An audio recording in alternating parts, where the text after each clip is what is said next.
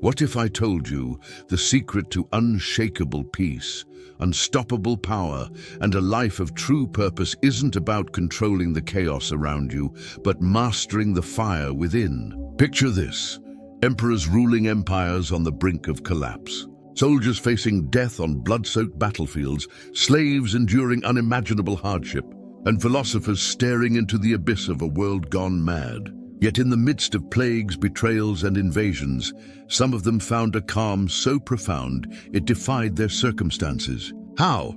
They didn't bend the world to their will. They transformed themselves. This is the raw, timeless power of Stoic philosophy, and it's about to change the way you see everything. Imagine Marcus Aurelius, Emperor of Rome, a man with the weight of an empire on his shoulders. Enemies at the gates, a deadly plague ravaging his people, political vipers plotting in the shadows. Yet in his private journal, what we now call meditations, you won't find rants of rage or cries of despair. Instead, you'll find words of patience, discipline, and radical acceptance. Why? Because Marcus knew a truth that can set you free. You can't control the world, but you can control yourself. That's the Stoic path, a path you can start walking right now. This isn't some dusty, abstract theory. Stoicism is gritty, practical, and built for real life. Epictetus, born a slave, once said, "Freedom is the only worthy goal in life. It is won by disregarding things that lie beyond our control." And that's exactly what I'm about to share. 10 powerful Stoic lessons to stop wasting your energy on what you can't change and pour it into what you can: your mind, your actions, your character. Here's the deal. By the end of this journey, you'll see your struggles, your pain, even your deepest fears. Through a new lens, you'll realize that focusing on yourself isn't selfish, it's wisdom. It's the key to standing tall against life's storms without breaking. But here's the catch. These lessons aren't for passive listeners. Stoicism demands action. As Seneca put it, philosophy teaches us to act, not to speak. So I'm throwing down a challenge. When Allison hits you, when it sparks something deep inside, pause and write "control yourself" in the comments. Those 2 words are a battle cry, a reminder to turn inward, reclaim your power, and focus on what's truly yours. And trust me, you'll want to stick around for the 10th lesson. It's the one Marcus Aurelius leaned on in his darkest hours, a truth that's outlasted centuries and can become the bedrock of your strength. No matter what life throws at you, let's dive in and walk the path of Marcus Aurelius, Epictetus, and Seneca together. This isn't just philosophy, it's a way of life, and it's calling your name. But before we start, let's set the stage with the cornerstone of Stoic wisdom. Lesson 10, accept the things you cannot control. Marcus Aurelius, after grueling days ruling a crumbling empire, would remind himself, you have power over your mind, not outside events. Realize this, and you will find strength. This isn't just a nice quote, it's the foundation of Stoicism. Think about your own life. How much energy have you burned wishing people would change? How many nights have you lost replaying moments you couldn't control? The Stoics saw it clearly. It's not the events that break us, it's our resistance to them. Epictetus, a man born into slavery, could have drowned in bitterness. His body was shattered by a cruel master, yet he rose to become one of history's greatest teachers. Why? Because he embraced this truth. Freedom begins with acceptance, ready to transform your life. Let's begin. Write "control yourself" when you're ready to take the first step. Why? Because Epictetus refused to let his spirit be shackled by a broken body or a cruel fate. Born a slave, he drew a line in the sand. What's in your control? Your thoughts, your choices, your actions. And what's not? Other people, luck, accidents, death. Blur that line, and you're signing up for misery. See it clearly, and you unlock a freedom no one can take away. Think about your life right now. You're stuck in traffic, fuming as minutes tick by. Does your rage move the cars? A storm derails your plans, grounding your flight. Does yelling at the clouds change the sky? A friend's betrayal stings like a blade. Does replaying the pain rewrite their choice? The Stoics hammer this home. These things are not yours to command. But your response? That's all you. This isn't giving up, it's clarity. It's not weakness, it's power. When you stop wrestling with what you can't control, you stop bleeding energy in 1,000 useless directions. Instead, you channel that fire inward, forging discipline, virtue, and unshakable calm. Picture the person who stays steady in a crisis, voice calm while others spiral. Their strength isn't in bending the storm, it's in refusing to let the storm bend them. This is what Marcus Aurelius lived every day: war, plague, betrayal. His world was chaos. Yet he wrote, "If you are pained by external things, it is not they that disturb you, but your own judgment of them." Imagine the freedom of truly living that truth. Picture the weight lifting from your shoulders when you say, "This isn't mine to control, I let it go." That's not just peace, it's liberation. This 10th lesson is both the simplest and the fiercest. Accept what you can't change and focus on the strength of your own mind. That's where everything starts to fall into place. Lesson 9. Master your reactions. Seneca hit the nail on the head. We suffer more in imagination than in reality. The Stoics knew the real battlefield isn't out there, it's in your head. Life will throw punches, insults, losses, betrayals, pain. But whether those blows break you or build you depends on one thing: how you react. Mastering your reactions isn't just self-control, it's the key to becoming unshakable. Imagine you're in ancient Rome, weaving through a bustling marketplace. Someone slams into you, splashing wine across your cloak. Do you erupt cursing and making a scene? Or do you take a breath, shrug off the accident, and walk on with dignity? The spill doesn't ruin your day, your reaction does. Fast forward to today. A rude driver cuts you off, a co-worker's jab stings, a family fight brews. The situation is just noise. It's the story you tell yourself and the response you choose that give it power. Epictetus saw life as a play. You don't write the script, pick the actors, or set the stage. Your job, play your role with grace, reason, and purpose. If someone insults you, it's just a line in the script, harmless unless you let it pull you off course. The people you admire most, the ones who shine in chaos, aren't superhuman. They've just mastered this. They don't control the world, but they own their reactions. This isn't about bottling up emotions or pretending you're a robot. The Stoics didn't deny anger, fear, or grief. They taught you to pause, question, and choose your move deliberately. Picture getting a nasty work email. Your blood boils, your fingers itch to fire back. But what if you wait? Take a breath, let the fog clear, and respond with clarity instead of venom. That's not just protecting your peace, it's protecting your power. Marcus Aurelius lived this daily. "You have power over your mind," he wrote. "Externally, nothing can harm you. But lose control of your reactions, and you harm yourself." This is freedom. No one can force you to rage, panic, or despair unless you let them. Insult you, you choose whether to feel the sting. Hurt you, you decide to stand tall with courage. Take your possessions. You practice detachment. Epictetus, a slave, was freer than emperors because he mastered this truth. Training this takes work. Awareness to catch yourself before you react, discipline to choose reason over impulse, and repetition to make it second nature. Each time you choose calm over chaos, you're carving out a stronger self. Over time, you don't just handle life's tests, you rise above them. We seek convenience, ease, and safety at every turn. But comfort breeds weakness. If we never challenge ourselves, even small problems overwhelm us. This is why so many people break down over trivial inconveniences. They have never trained for hardship. The Stoics remind us to welcome struggle not as something to be feared, but as something to be embraced. This does not mean you should seek out suffering for its own sake. The Stoics did not glorify pain. What they taught was that when pain comes, as it inevitably will, you must meet it with the right mindset. Instead of saying, "Why me?" say, "Why not me?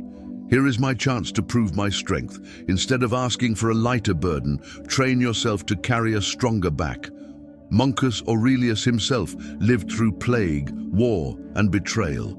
He could have complained endlessly, but instead he trained his mind to see each difficulty as part of his duty. Every night in his journal, he reminded himself that life was not meant to be easy. He saw each obstacle as material for the practice of virtue, and this is why his words still inspire us centuries later, because he lived what he wrote. Imagine how different your life would feel if you adopted this perspective. Instead of fearing adversity, you would welcome it. Instead of breaking under pressure, you would grow from it. Instead of asking life to spare you from storms, you would train yourself to become the storm. This is the strength the Stoics cultivated, a strength available to you as well. So the next time life challenges you, pause and remind yourself this is training. This pain is polishing me. This obstacle is shaping me. The more you embrace adversity as training, the stronger you become. And when you focus on strengthening yourself in this way, everything else in life begins to fall into place. Lesson 6. Detach from desire. One of the most dangerous traps of the human mind is desire. The endless craving for more. The constant hunger for what we do not yet have. The Stoics saw this clearly. They understood that unchecked desire chains us to disappointment, because the moment we gain what we crave, the satisfaction fades and new cravings rise again. Seneca warned us, "It is not the man who has too little, but the man who craves more that is poor." Indeed, to focus on yourself and watch everything fall into place, you must learn the discipline of detachment from desire. This does not mean rejecting all pleasure or abandoning all ambition. The Stoics were not ascetics hiding in caves. They believed in enjoying life's gifts, but only in moderation and never as slaves to them. The lesson is not to eliminate desire completely, but to master it so that you possess your desires rather than letting your desires possess you. Think about how desire works in modern life. You want a new phone, a new car, a bigger house. You convince yourself that once you have it, you will finally be content. And for a brief moment, you are. But soon the shine wears off and your mind begins to crave the next thing. This is the cycle of desire, an endless treadmill that never allows rest. The Stoics saw it for what it is, a trap that steals our peace. Epictetus taught his students to practice a simple exercise. When you desire something, pause and remind yourself that it is not truly yours. The object, the outcome, the recognition, all of it lies outside your complete control. You may gain it or you may not. And if your happiness depends on it, then your happiness is chained to fortune. But if you detach, if you say to yourself, "I will enjoy it if it comes, but I do not need it to live well," then you are free. Detachment from desire also means training your mind to see abundance in what you already have. Seneca urged his students to practice gratitude, to remind themselves daily of the wealth already within reach. It is not the man who has little, but the man who longs for more that is poor. Woody, when you look around and realize that you already have food, shelter, friendships, and the capacity to think and act, you begin to see how rich you truly are. Desire loses its grip when gratitude takes its place. Marcus Aurelius wrote often about the danger of being ruled by desire. As emperor, he had access to immense wealth and power, yet he lived simply. He reminded himself that luxury is fragile, that it distracts from virtue, and that it never leads to true fulfillment. What he valued most was not possessions, but character, the ability to remain calm, just, and disciplined regardless of external circumstances. In modern terms, this lesson invites us to step back from consumer culture. Everywhere we turn, advertisements tell us we are lacking, that we need more to be complete. But the Stoic answer is clear. You do not need more, you need less desire. You need to free yourself from the illusion that happiness lies in the next purchase, the next promotion, the next achievement. Happiness lies in mastering yourself, not in acquiring more things. This does not mean abandoning ambition. The Stoics valued purposeful work and meaningful goals, but they distinguished between healthy ambition guided by reason and virtue, and unhealthy desire driven by greed and vanity. You can strive to improve yourself, to serve others, and to fulfill your potential without being enslaved by craving. The key is to pursue goals with effort, but to release the need for outcomes beyond your control. Detachment from desire also prepares us for loss. Everything we possess is temporary. Our wealth, our health, our relationships, all of it can be taken away in an instant. If we cling to them as if they were permanent, we invite despair when they vanish. But if we practice detachment, we enjoy them fully while they last, and we let them go with grace when nature demands it. As Epictetus said, when you kiss your child, say to yourself, tomorrow he may die. And this was not cruelty, it was clarity. It was a reminder to love without clinging, to enjoy without enslaving your heart to what must eventually pass. To detach from desire is to claim freedom. Imagine no longer being tormented by cravings you cannot satisfy. Imagine no longer being ruled by envy when others have what you do not. Imagine being able to enjoy the simplest pleasures, food, friendship, nature, without needing anything more. This is the freedom the Stoics promise. So the next time you feel the pull of desire, pause. Ask yourself, will this truly make me free or will it bind me tighter? Choose instead to focus on what is already within you, your character, your reason, your ability to act with virtue. In this lies wealth greater than any fortune. And when you free yourself from desire, everything else in life begins to fall into place. Lesson 5. Practice voluntary discomfort. The Stoics believed that true strength is not built in times of ease, but in times of hardship. Yet they also understood something remarkable. You do not need to wait for life to test you. You can train yourself through voluntary discomfort. Seneca practiced this regularly. He would wear coarse clothing, eat simple food, and remind himself, "Is this what I feared?" By exposing himself to discomfort on purpose, he prepared his mind to face real hardship without fear. This lesson may sound strange to our modern years. Why would anyone willingly embrace discomfort in a world where we spend so much energy avoiding it? We heat our homes in the winter, cool them in the summer, and design our lives to maximize comfort at every turn. And yet, the more comfort we chase, the weaker we become. Small inconveniences feel unbearable. Minor setbacks feel like tragedies. The Stoics saw comfort as dangerous because it makes us fragile. Voluntary discomfort reverses this fragility. When you choose hardship in small doses, you toughen your spirit. When you sleep on the floor for a night, you remember that you do not need luxury to rest. When you fast for a day, you realize that hunger is not as frightening as you once thought. When you take a cold shower, you remind yourself that you can endure what is unpleasant. Each of these practices builds resilience.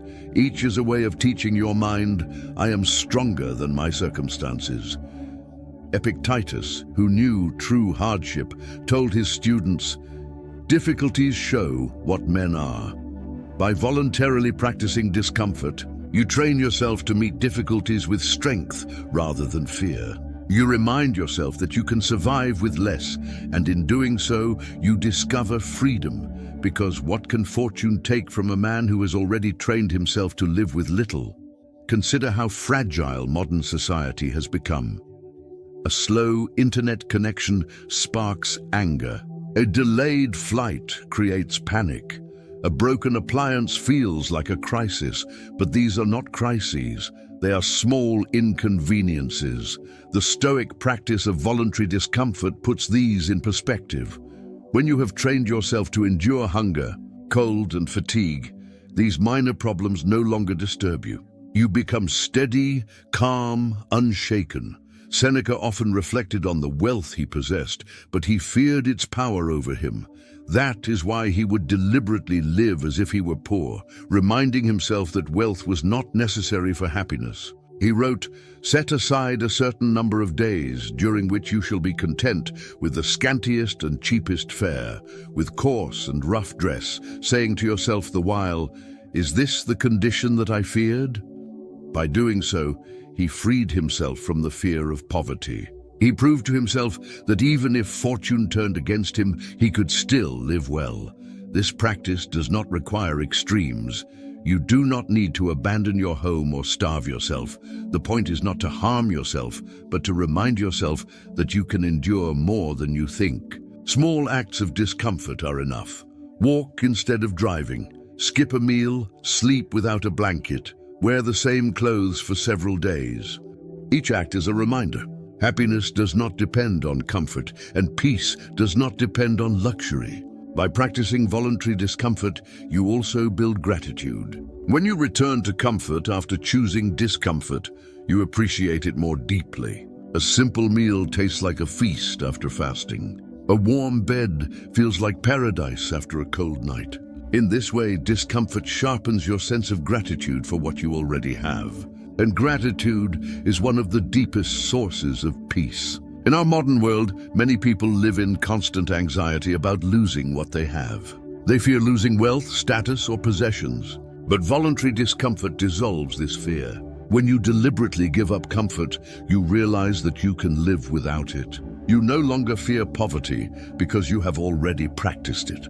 You no longer fear hardship because you have already endured it. This is freedom to live without fear of losing what is not essential. Imagine how powerful you would feel if you knew with certainty that you could endure anything. Imagine facing the possibility of loss, not with terror, but with calm acceptance. This is the gift of voluntary discomfort. It prepares you for life's storms by reminding you that your happiness is not tied to possessions, luxury, or ease. It is tied to your ability to remain strong no matter what. So take this lesson seriously. Begin small. Choose one act of voluntary discomfort this week. Eat a simple meal of bread and water. Take a walk in the cold without complaining. Sleep without your usual comforts. As you do, remind yourself, this is enough. I can endure this. Each act will strengthen your spirit. And the stronger your spirit becomes, the less the world can shake you. Voluntary discomfort is not punishment. It is training. It is how you prepare your mind for the inevitable hardships of life. And when real adversity comes, as it always does, you will meet it not with fear, but with strength. That is the Stoic way. Lesson 4, guard your time fiercely. Of all the resources in the world, time is the only one that cannot be replaced. You can lose money and earn it again. You can lose possessions and acquire new ones. But every hour, every minute that passes is gone forever. The Stoics understood this with painful clarity. Seneca warned, "It is not that we have a short time to live, but that we waste much of it." To live well, to focus on yourself and watch everything fall into place, you must learn to guard your time fiercely. Think for a moment about how you spend your days. How many hours slip away in distractions, scrolling through endless feeds, arguing about trivial matters, indulging in gossip, chasing pleasures that vanish as soon as they arrive. If you add them up, you may find that a large part of your life has been given to things that bring no lasting value.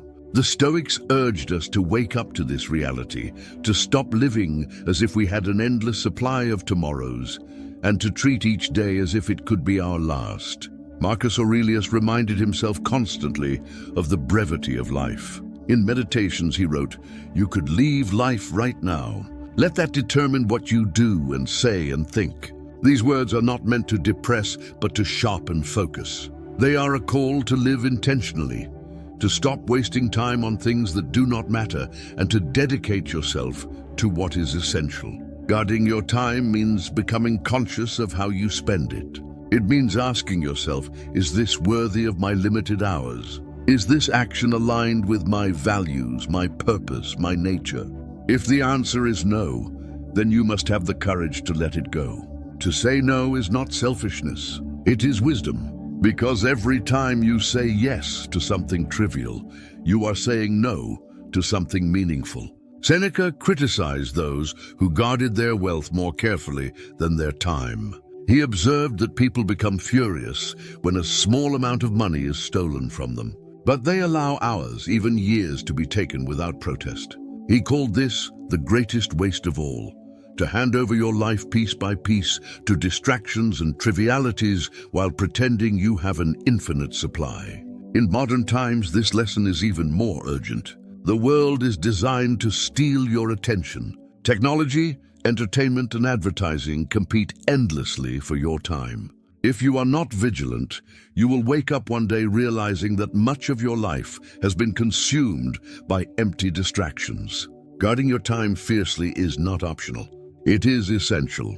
This does not mean living in rigidity or denying yourself joy. It means choosing consciously. It means valuing quality over quantity. It means investing time in relationships that matter, in work that fulfills, in study that enlightens, and in moments of quiet reflection that strengthen your soul. It means refusing to waste yourself on resentment, envy, or pursuits that have no meaning. Marcus Aurelius himself faced enormous demands on his time as emperor. Yet he carved out moments for writing, reflection, and philosophy. He knew that without these practices, his spirit would wither under the weight of endless duties. If the Emperor of Rome could guard his time, then surely we can too. To apply this lesson, begin by observing where your time goes. Keep a journal for a week. Notice how much is spent on distractions, on things outside your control, on empty indulgences. Then ask yourself, what can I cut away? What can I replace with something worthy? Even small adjustments create immense change. Guarding your time also means embracing mortality. Remembering death is not morbid. It is liberating. When you know that your days are limited, you stop postponing what matters. You stop saying, "I'll do it someday," and you start living today. Seneca urged us to live each day as a complete life, so that whenever death comes, we are ready, because nothing essential has been left undone. So let this lesson take root in you. Stop wasting hours as if they were endless. Start treating your time as the rarest treasure you possess. Focus on what matters most, your character, your virtues, your purpose, and give your hours only to those things. Because in the end, it is not how long you live that matters, but how well you use the time given to you. When you guard your time fiercely, distractions lose their power. Regret fades. Life becomes sharper, fuller, more intentional. And when you focus your time on what truly matters, you will see that everything else begins to fall into place. Lesson 3, control your thoughts. Epictetus taught a truth so simple and yet so profound that it can reshape an entire life. It's not what happens to you, but how you react to it that matters. At the very core of this truth is the discipline of controlling your thoughts. The Stoics believe that our minds are the true battleground of life. If you can master your thoughts, no storm can shake you. If you cannot, even the smallest breeze will topple you. Every day, countless impressions bombard us. A harsh word from a stranger, a disappointing message from work, an unexpected problem that interrupts our plans. Immediately, the mind begins to create stories. This is unfair. This is terrible. This ruins everything. And in those thoughts, our suffering multiplies. Yet the Stoics insisted the external event is not the problem. The problem is the judgment we attach to it. Marcus Aurelius reminded himself, "You have power over your mind, not outside events." Realize this and you will find strength. Notice the key. Your mind is yours. Your judgments are yours. No one can force you to think in a certain way unless you surrender that power. And so the great task of Stoicism is to reclaim this power, to stop letting your mind run wild, and to train it to serve reason and virtue. Imagine a guard standing at the gates of a city. His duty is to inspect what enters, allowing only what is safe and useful, rejecting what is harmful. In the same way, you must become the guard of your own mind. Do not allow every impression to storm the gates. Do not let every fear, every insult, every temptation take residence inside your thoughts. Examine them first. Ask, is this true? Is this useful? Is this worthy of my peace? If not, let it pass. This practice requires vigilance. Seneca compared uncontrolled thoughts to an enemy within. He warned that most people are miserable, not because of the world, but because of the way they think about the world. Fear imagines disasters that never happen. Anger interprets accidents as insults. Envy exaggerates the happiness of others. If you do not master these thoughts, they master you. In modern life, this lesson is more urgent than ever. Social media news and constant notifications flood the mind with impressions. If you absorb them unfiltered, they shape your thoughts and therefore your emotions without your consent. One headline can ruin your peace for an entire day. One comment online can make you doubt your worth. But remember, these are only impressions. You have the power to accept or reject them. You have the power to choose which thoughts will live in your mind. Controlling your thoughts does not mean denying reality. The Stoics did not ask us to pretend that pain or loss does not exist. What they taught is to see reality clearly, without exaggeration, without distortion, and without judgment that makes things worse. When pain comes, acknowledge it, but do not add the story. This should not happen to me. When loss comes, acknowledge it, but do not add the thought. This means my life is over. Reality is enough. It does not need the weight of unnecessary judgments. Marcus Aurelius practiced this discipline daily. He would remind himself, if you are pained by any external thing, it is not the thing that disturbs you, but your judgment about it. And this you have the power to revoke. This is a reminder to all of us. Your mind is your kingdom. You are free when you choose what thoughts will rule you. So let this lesson take root. Guard your thoughts. When fear rises, question it. When anger surges, pause before you believe it. When envy appears, remind yourself that appearances deceive. Do not be the slave of every thought that crosses your mind. Choose wisely and you will find peace. And here is my invitation to you. If this lesson resonates, if you feel the truth of it stirring in your mind, I want you to write in the comments the phrase, "Master the mind." By writing these words, you remind yourself that control is possible, that you are not helpless before your thoughts. It is a declaration, a commitment, and a practice. Remember, thoughts shape your reality. Control them, and you control your life. Lesson 2, focus only on what you can control. If there is one principle that defines the entire Stoic way of life, it is this. Some things are within our control, and some things are not. Epictetus opened his Enchiridion with these words because he believed that forgetting this distinction is the root of human misery. To live wisely, to live freely, you must learn to focus only on what is within your power and to let go completely of everything else. Consider how much of your daily suffering comes from ignoring this truth. You become anxious about what others think of you, though their opinions are not yours to command. You grow angry at the weather, though no protest can stop the storm. You despair over the passing of time, though no effort can slow its march. All of this energy, all of this pain wasted on what you cannot control. And while you are consumed by these battles, you neglect the one battlefield that is truly yours, your own choices, your own thoughts, your own actions. The Stoics taught that freedom is found in narrowing your focus. You do not need to control the world. You need only to control yourself. Your judgments, your intentions, your virtues, these belong entirely to you. No tyrant, no disaster, no misfortune can take them away. Epictetus, though born a slave, was freer in spirit than many emperors because he understood this. His body could be chained, but his will was untouchable. Marcus Aurelius practiced this discipline as emperor. He was surrounded by war, betrayal, and sickness. Every day, forces beyond his command shaped the fate of the empire. Yet in his journal, he reminded himself, you have power over your mind, not outside events. Realize this, and you will find strength. Notice what he does not say. He does not say, change the world and you will find peace. He says, change your mind and peace is yours already. In modern life, this lesson is revolutionary. We live in an age of constant distraction, where we are invited to pour our energy into things far beyond our reach. The endless churn of news, the gossip of strangers, the opinions of millions online.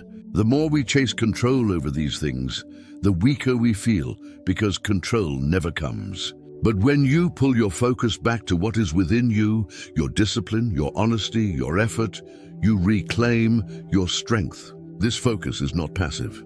It does not mean ignoring the world or becoming indifferent to others.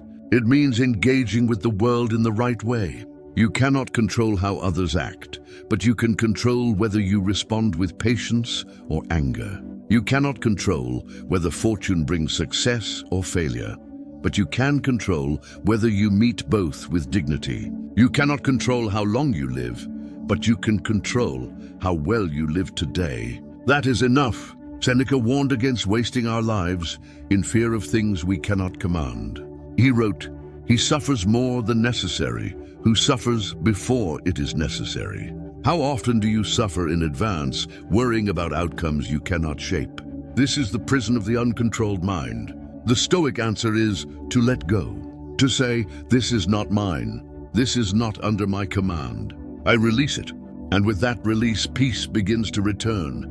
Think of an archer. His task is to prepare his bow, steady his hand, and aim carefully. Once the arrow is released, the outcome is beyond him. The wind may shift, the target may move, the arrow may break.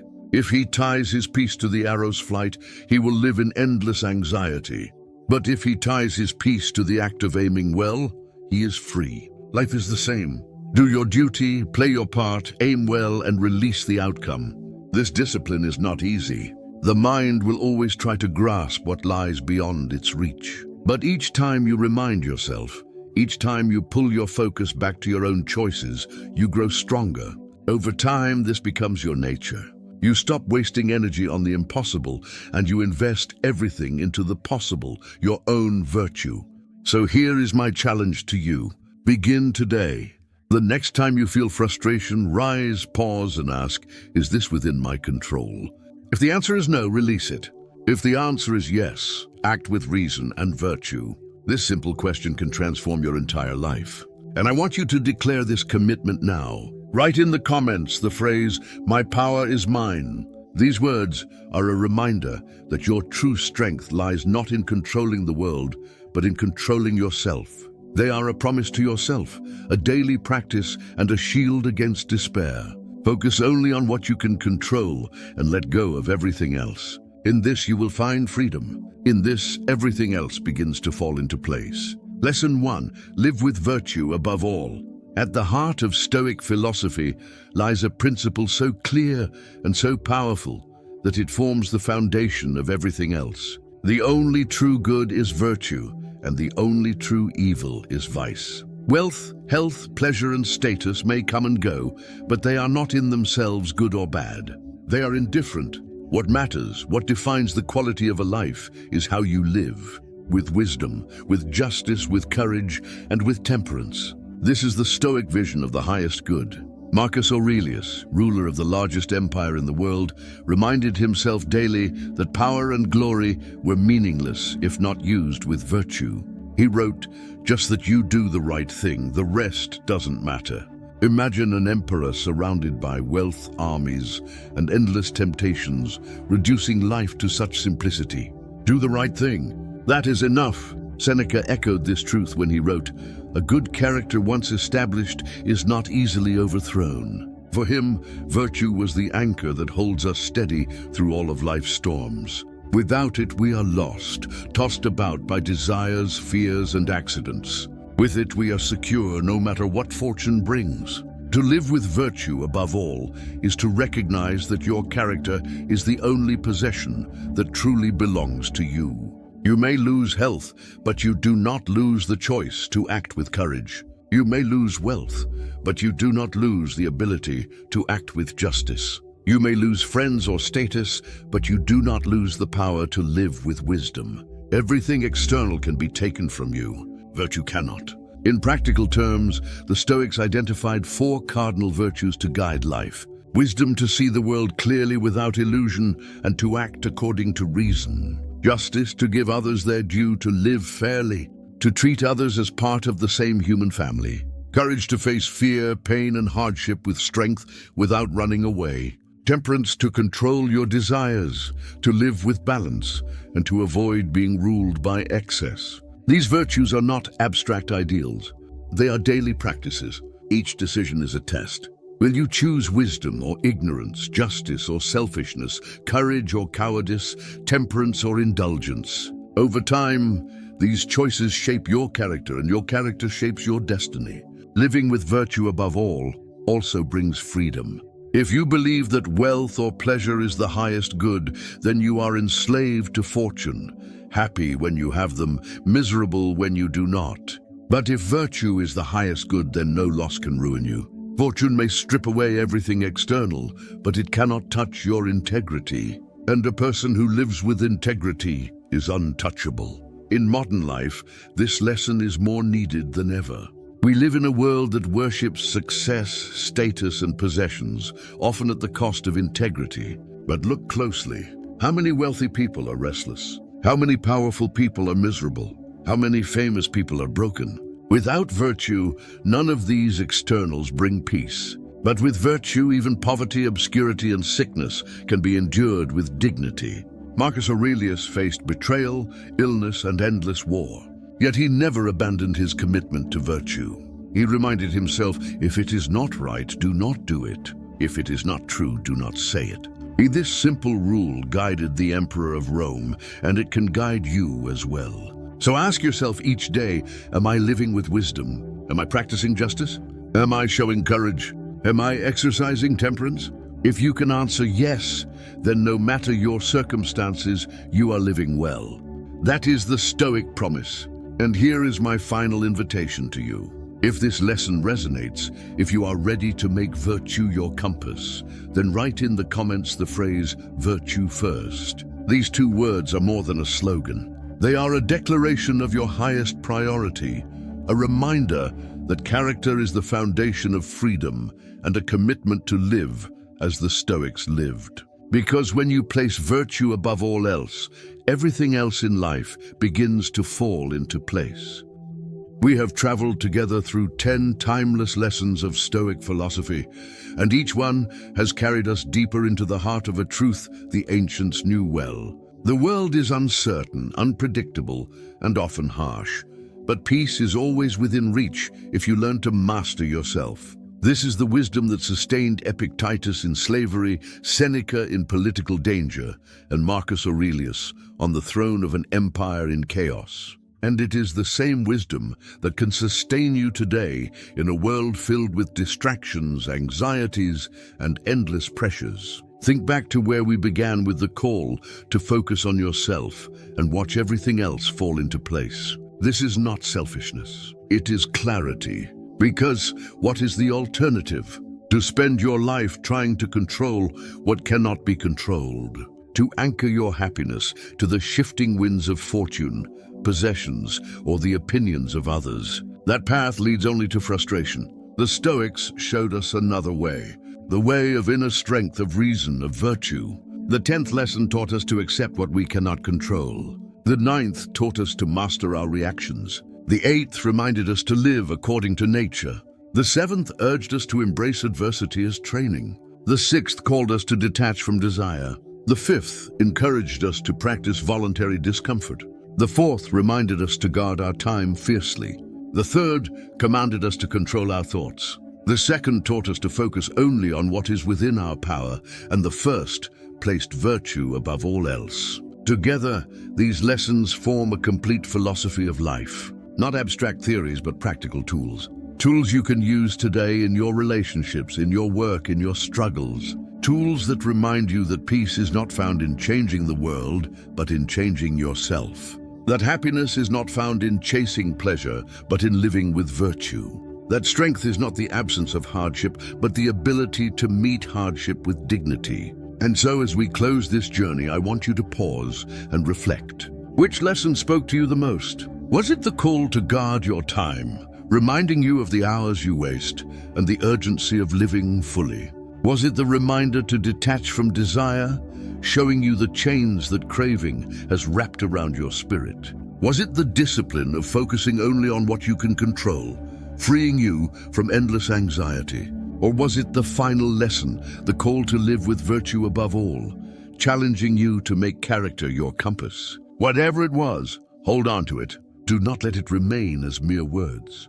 The Stoics despised philosophy as a game of ideas. They demanded philosophy as a way of life. Marcus Aurelius did not write meditations to publish a book. He wrote it to train his mind, to live better, to hold himself accountable. Seneca did not write his letters to impress others, but to remind himself and his friends that time is short and virtue is urgent. Epictetus did not speak to entertain, but to transform. That same call now comes to you. Ask yourself, what will you do differently tomorrow? Will you catch yourself when desire pulls you forward? And remind yourself that you already have enough. Will you notice when anger surges and choose instead to remain calm? Will you face an obstacle not with despair, but with the mindset of training? Will you guard your time as fiercely as you guard your money? Will you put virtue above all else? This is the work of a lifetime. No one becomes a Stoic overnight. Even Marcus Aurelius confessed his failures and his struggles daily. The goal is not perfection, but practice. Each day is a new chance to live more wisely, more courageously, more justly, and with more temperance. And with each small step, you become freer, stronger, calmer. Think of the kind of person you want to be remembered as. Not the titles, not the possessions, not the fleeting achievements, but the character. What legacy do you want to leave behind? A life ruled by fear, anger, or greed? Or one defined by reason, dignity, and unyielding virtue? The choice is yours, but it's not sealed in some grand cinematic moment. It's forged in the quiet discipline of your daily thoughts and actions. Every time you choose patience over rage, clarity over chaos, or integrity over temptation, you're sculpting a life of meaning. That's the Stoic way, a path not of words, but of relentless practice. Here's my final challenge. Write "live with virtue" in the comments. Let those words be your anchor, your battle cry, your vow. Each time you see them, each time you say them, you're not just quoting Stoicism, you're living it. You're staking a claim. No matter what life throws at you, your character is yours to shape. At Diary Stoic, we're not here to drown you in theories. Our mission is to train your mind for the real world, to remind you that true peace comes from within. True wealth is contentment, true success is integrity, and true power is mastering yourself. So carry these lessons into the fire of life. When challenges hit, when emotions surge, let adversity be your forge, not your prison. Master your desires before they chain you. Treat time like the priceless treasure it is. Shape your reality with your thoughts. And above all, make virtue your North Star. Focus on yourself, guard your mind, live with reason, act with justice, show courage, and practice temperance. Do this, and everything else falls into place. Not because the world bends to you, but because you've become unshakable. This is the Stoic path. This is the way of strength. And at Diary Stoic, we invite you to walk it with us. Day by day, thought by thought, choice by choice. Write "live with virtue" and step into that journey now.